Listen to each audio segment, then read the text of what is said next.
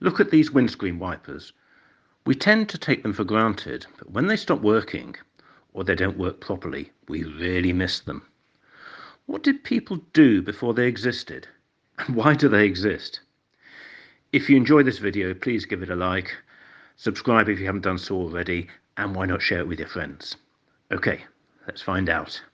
I've always been fascinated by the stories behind the things we take for granted, and I have left links in the description below to some other videos I've made on similar subjects.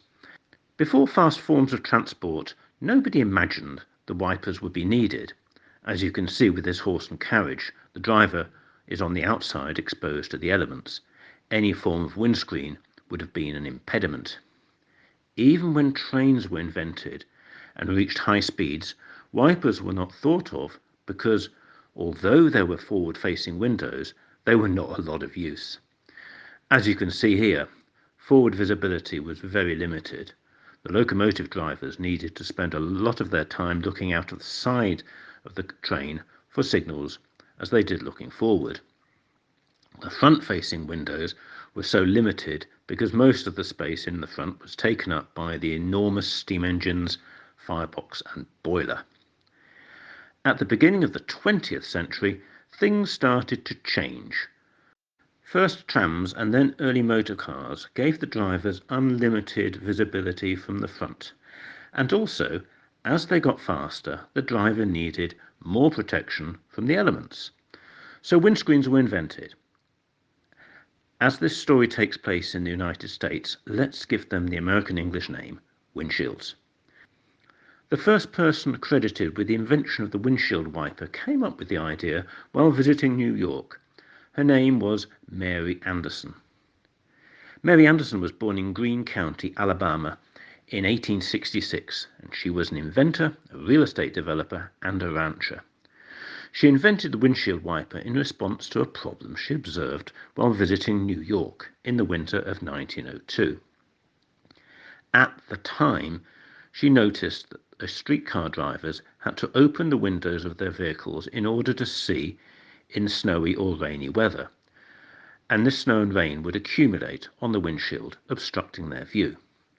The drivers either had to look out the side windows, but also from time to time had to stop the streetcar and clear the windshield with their hands.